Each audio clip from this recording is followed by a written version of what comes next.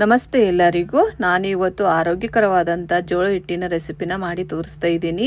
ಈ ರೆಸಿಪಿ 3 ಸೀಸನ್ನಿಗೂ ತುಂಬಾ ಚೆನ್ನಾಗಿರುತ್ತೆ. ಮಳೆಗಾಲ, ಚಳಿಗಾಲ ಮತ್ತು ಬೇಸಿಗೆ ಕಾಲಕ್ಕೂ ಚೆನ್ನಾಗಿರುತ್ತೆ. ಬನ್ನಿ ಆಗಿದ್ರೆ ಯಾವ ರೀತಿ ಮಾಡೋದು ಈ ಜೋಳ ಹಿಟ್ಟಿನ ರೆಸಿಪಿನ ಅಂತಂದೇಳಿ ಈ ವಿಡಿಯೋದಲ್ಲಿ ನೋಡೋಣ. ಇವಾಗ ನೋಡಿ, ಒಂದು ದೊಡ್ಡ ಪಾತ್ರೆನ ತೊಗೊಂಡಿದ್ದೀನಿ. ಇವಾಗ ರುಚಿಗೆ ತಕ್ಕಷ್ಟು ಉಪ್ಪನ್ನು ತೊಗೋತಾ ಇದ್ದೀನಿ. ಇವಾಗ 2 ಕಪ್ ಆಗೋಷ್ಟು ನೀರನ್ನು ತೊಗೋತಾ ಇದ್ದೀನಿ. ಇವಾಗ ನೋಡಿ, ನಾನು ಮೊಸರನ್ನ ತೊಗೊತಾ ಇದ್ದೀನಿ. 1 ಬೌಲ್ ಆಗೋಷ್ಟು ಮೊಸರನ್ನ ತೊಗೋತಾ ಇದ್ದೀನಿ. ಇವಾಗ ಇದಕ್ಕೆ ಸ್ವಲ್ಪ ನೀರನ್ನು ಸೇರಿಸ್ಕೊತಾ ಇದ್ದೀನಿ. ಅದೇ ಬೌಲಿಗೆ ಸ್ವಲ್ಪ ನೀರನ್ನು ಹಾಕಿ ಇದಕ್ಕೆ ಹಾಕ್ತಾ ಇದ್ದೀನಿ.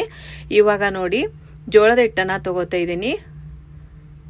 ದೊಡ್ಡ ಸ್ಪೂನಿಂದ 1.5 ಸ್ಪೂನಷ್ಟು ನಾನು ಜೋಳದ ಹಿಟ್ಟನ್ನು ತೊಗೋತಾ ಇದ್ದೀನಿ. ಇದನ್ನು ಚೆನ್ನಾಗಿ ಮಿಕ್ಸ್ ಮಾಡ್ಕೊಳ್ಳಿ. ಇವಾಗ ನಾವು ಮಜ್ಜಿಗೆ ಮಾಡ್ತೀವಲ್ವ, ಅದೇ ರೀತಿ ಇದನ್ನು ಮಾಡಿ ತೊಗೋಬೇಕು. ತುಂಬಾ ಚೆನ್ನಾಗಿ ಬರುತ್ತೆ.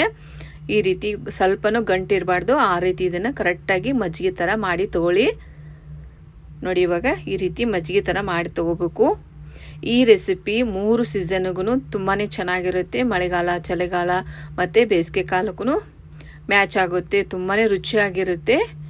ಈ ಆರೋಗ್ಯಕ್ಕೆ ತುಂಬಾ ಒಳ್ಳೆಯದು. ಇವಾಗ ರೈಸು ಊಟ ಮಾಡಲ್ಲ ಕೆಲವರು, ಅವರು ಈ ರೀತಿ ಮಾಡಿಕೊಂಡ್ರೆ ತುಂಬಾ ಚೆನ್ನಾಗಿರುತ್ತೆ. ಇವಾಗ ನೋಡಿ, ನಾನು ಇದನ್ನು ಒಂದು 10 ನಿಮಿಷ ಚೆನ್ನಾಗಿ ಕುದಿಸಿ ತೊಗೋತಾ ಇದ್ದೀನಿ. ಸ್ಟಾರ್ಟಿಂಗ್ ನಾವು ಸ್ವಲ್ಪ ನೀರನ್ನು ಜಾಸ್ತಿನೇ ಹಾಕೋಬೇಕು. ನಾವು ಕಡಿಮೆ ಹಾಕ್ಕೊಂಡ್ರೆ ಹಿಟ್ಟು ಹಾಕಿದ ಮೇಲೆ ಅದು ಕುದ್ದು ತುಂಬಾ ಗಟ್ಟಿ ಆಗಿಬಿಡುತ್ತೆ. ಅದಕ್ಕೋಸ್ಕರ ನೀರನ್ನು ಸ್ವಲ್ಪ ಜಾಸ್ತಿನೇ ಹಾಕೋಬೇಕಾಗುತ್ತೆ. ನೋಡಿ, ಈ ರೀತಿ ಕರೆಕ್ಟಾಗಿ ಕುದಿಸಿ ತೊಗೊಳ್ಳಿ. ಕರೆಕ್ಟಾಗಿ ಮಿಕ್ಸ್ ಮಾಡ್ಕೊಳ್ಳಿ, ಇಲ್ಲಾಂದರೆ ಗಂಟು ಆಗಿಬಿಡುತ್ತೆ. ಅದಕ್ಕೋಸ್ಕರ ತಿರುಗಿಸ್ತಾನೆ ಇರಬೇಕು. ಒಂದು 10 ನಿಮಿಷ ಚೆನ್ನಾಗಿ ಕುದಿಸ್ಕೊಳ್ಳಿ. ಇವಾಗ ಕೆಲವರು ರೈಸ್ ಊಟ ಮಾಡಲ್ಲ ಅಂಥವ್ರು ಈ ರೀತಿ ಜೋಳದ ಹಿಟ್ಟಿನಲ್ಲಿ ಈ ರೀತಿ ರೆಸಿಪಿನ ಮಾಡ್ಕೊಳ್ಳಿ. ತುಂಬಾ ಚೆನ್ನಾಗಿರುತ್ತೆ ಮತ್ತು ಟೇಸ್ಟು ಸಹ ಅಷ್ಟೇ ತುಂಬಾ ಚೆನ್ನಾಗಿರುತ್ತೆ. ಕೆಲವರು ಶುಗರ್ ಪೇಷಂಟ್ ಇರೋರು, ಕೆಲವರು ಊಟ ಮಾಡಲ್ಲ ರೈಸನ್ನು. ಇದು ಆರೋಗ್ಯಕ್ಕೆ ತುಂಬಾ ಒಳ್ಳೆಯದು. ನೋಡಿ, ಕರೆಕ್ಟಾಗಿ ಇದನ್ನು ಕುದಿಸಿ ತೊಗೊಳ್ಳಿ. 10 ನಿಮಿಷ ಕುದಿಸ್ಕೋಬೇಕು ಚೆನ್ನಾಗಿ. ಇದನ್ನು ಸ್ಟಾರ್ಟಿಂಗ್ ಸ್ವಲ್ಪ ನೀರನ್ನು ಜಾಸ್ತಿ ಸೇರಿಸ್ಕೊಂಡು ಕುದಿಸ್ಕೊಳ್ಳಿ. ಇವಾಗ ನೋಡಿ, ನಾನು ಜೀರಿಗೆ ಪೌಡರ್ನ ಹಾಕ್ತಾಯಿದ್ದೀನಿ. ತುಂಬಾ ಚೆನ್ನಾಗಿರುತ್ತೆ. ಜೀರಿಗೆ ಪೌಡರ್ ಹಾಕೋದ್ರಿಂದ ಫ್ಲೇವರು ತುಂಬ ಚೆನ್ನಾಗಿ ಬರುತ್ತೆ.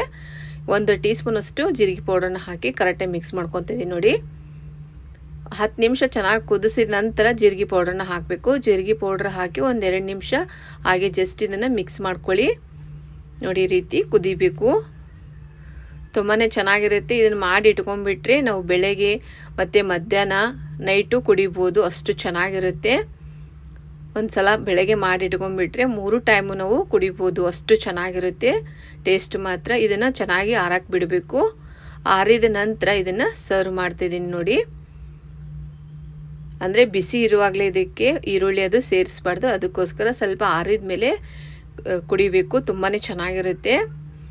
ಇವಾಗ ನೋಡಿ, ಕಂಪ್ಲೀಟಾಗಿ ಇದು ಆರಿದೆ. ಆರಿದ ಮೇಲೆ ನಾನು ಸರ್ವ್ ಮಾಡ್ತಾ ಇರೋದು. ತುಂಬಾ ರುಚಿ ಇರುತ್ತೆ. ಒಂದು ಸಲ ನೀವು ಟ್ರೈ ಮಾಡಿ ನೋಡಿ, ಆವಾಗ ನಿಮಗೆ ಅನಿಸುತ್ತೆ ತುಂಬಾ ಚೆನ್ನಾಗಿರುತ್ತೆ ಅಂತ. ಪದೇ ಪದೇ ಮಾಡ್ತಾ ಇರ್ತೀರ, ಅಷ್ಟು ಚೆನ್ನಾಗಿರುತ್ತೆ.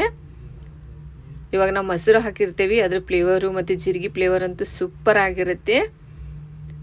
ಇವಾಗ ನೋಡಿ, ಮೇಲೆ ಈರುಳ್ಳಿನ ಹಾಕ್ತಾಯಿದ್ದೀನಿ. ಅಂದರೆ ಬಿಸಿ ಇರುವಾಗಲೇ ಹಾಕಬಾರ್ದು. ಸ್ವಲ್ಪ ಆರಿದ ಮೇಲೆ ಈರುಳ್ಳಿ ಕೊತ್ತಂಬರಿನ ಈ ರೀತಿ ಹಾಕ್ಕೊಂಡು ಕುಡಿತಾ ಇದ್ರಂತೂ ಸೂಪರ್ ಆಗಿರುತ್ತೆ. ಈ ರೀತಿ ಇತ್ತು ಅಂದರೆ ನಮಗೆ ರೈಸ್ ರೊಟ್ಟಿ ಏನೂ ಬೇಡ. ನೋಡಿ, ಈ ರೀತಿ ಮಾಡಿ ಕುಡೀರಿ. ಆರೋಗ್ಯಕ್ಕೆ ತುಂಬಾ ಒಳ್ಳೆಯದು. ನೀವು ಸಹ ಟ್ರೈ ಮಾಡಿ ನೋಡಿ. ಹೇಗಾಗಿತ್ತು ಅಂತಂದೇಳಿ ಕಮೆಂಟ್ ಬಾಕ್ಸ್ನಲ್ಲಿ ಕಮೆಂಟ್ ಮಾಡಿ ತಿಳಿಸಿ. ವಿಡಿಯೋ ಇಷ್ಟ ಆಯ್ತು ಅಂದರೆ ಲೈಕ್ ಮಾಡಿ, ಶೇರ್ ಮಾಡಿ ಮತ್ತು ಸಬ್ಸ್ಕ್ರೈಬ್ ಮಾಡೋದನ್ನು ಮರಿಬೇಡಿ. ನಿಮ್ಮ ಫ್ಯಾಮಿಲಿ ಫ್ರೆಂಡ್ಸಿಗೆ ಆದಷ್ಟು ಶೇರ್ ಮಾಡಿ. ನೋಡಿ, ಟೇಸ್ಟ್ ಮಾತ್ರ ಸೂಪರ್ ಆಗಿರುತ್ತೆ. ಒಂದು ಸಲ ಟ್ರೈ ಮಾಡಿ ನೋಡಿ. ಈ ರೀತಿ ಕುಡಿತಾ ಇದ್ದರೆ ಎಷ್ಟು ನಾವು ಗ್ಲಾಸ್ ಕುಡಿತಾ ಇದ್ದೀವಿ ಅಂತ ಅಷ್ಟು ಗೊತ್ತಾಗೋಲ್ಲ, ಅಷ್ಟು ಚೆನ್ನಾಗಿರುತ್ತೆ. ಟೇಸ್ಟ್ ಮಾತ್ರ ಸೂಪರ್ ಆಗಿರುತ್ತೆ. ಒಂದು ಸಲ ಟ್ರೈ ಮಾಡಿ ನೋಡಿ, ಆಗ ಮಾತ್ರ ನಿಮಗೆ ಗೊತ್ತಾಗುತ್ತೆ. ಮತ್ತೆ ಭೇಟಿ ಆಗೋಣ ಮುಂದಿನ ರೆಸಿಪಿ ಒಂದಿಗೆ ಹಾಗೂ ಹೋಮ್ ರೆಮಿಡಿ ಒಂದಿಗೆ. Thank you for watching.